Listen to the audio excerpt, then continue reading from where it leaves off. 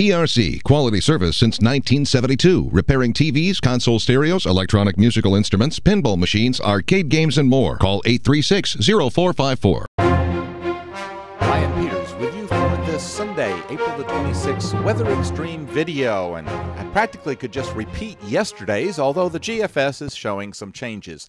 Let's take a look at the Skycam imagery, and here's a look over the Tennessee River this morning as the lights are winking out on the Tennessee River Bridge there, but from the Decatur shot, and we see the sun rising, and the river down at Demopolis, kind of a river theme this morning, the river looking rather calm Demopolis-wise, and we certainly have very few clouds across Alabama this morning, most of the clouds just off to our west.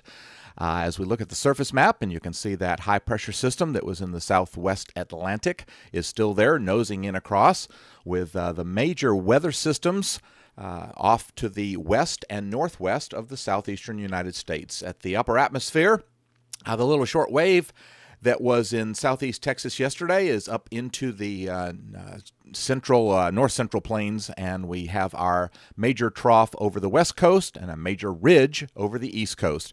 That's bringing rather warm weather across much of the eastern two-thirds of the country, with 60-degree values all the way up to just south of Chicago. Yesterday, Chicago was a bit warmer, but they've dropped down about 20 degrees since yesterday with a cold front in their area.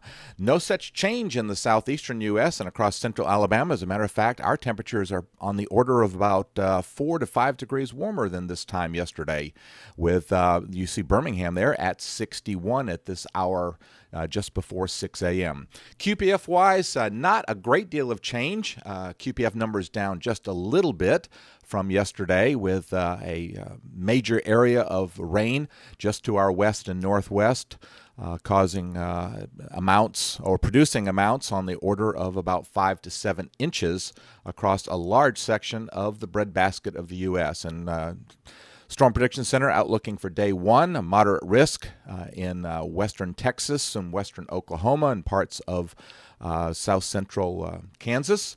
And for day two, that outlook area stays pretty much just to our west and northwest, with major weather system there as the ridge holds over our area. Storm report-wise from yesterday, a number of reports all the way through that area where the outlook, where the moderate risk was. All right, let's take a look at the 06Z GFS model run.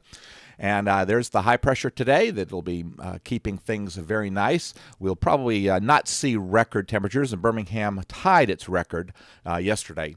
The ridge holds on Monday as we get back to work, and that will keep the weather system still off to the west, and you can see the low pressure area heading up into Canada. On Tuesday, the front is in the vicinity of somewhere between Memphis and St. Louis. So it's getting a little closer, and that's where one of the changes is now. The GFS by Wednesday in the upper atmosphere is showing still a rather zonal flow, and I don't see the front getting down into our area, but you notice there's some little disturbances in there. Here's the front beginning to wash out, it looks like, on Wednesday, but now the GFS has got a little stronger shortwave coming through the southeastern U.S., and that looks like that might mean a few more showers for Thursday, but you can see the front is still off to our north. Now, this is the change I don't understand.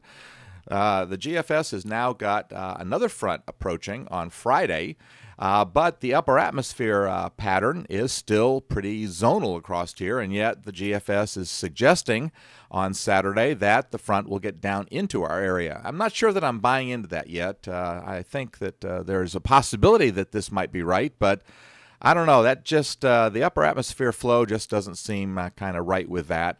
And then by Monday, the 4th of May, the GFS is suggesting a fairly strong shortwave coming through, and that could mean a bit of a wetter pattern for the southeastern U.S. But that's on the edge of voodoo, so we'll hold off buying into that just yet. Now, out into voodoo land, and here is the GFS yesterday is still buying into the possibility of a trough on the eastern half of the country, and you can see that on the 7th of May, and then by the 11th, we're back into another ridge pattern, and that certainly seems reasonable, but that is way out in voodoo land. So thanks for tuning into the Weather Xtreme video. James will be back with the next one tomorrow morning, and I certainly hope that you have a great Sunday and a great upcoming week. Godspeed.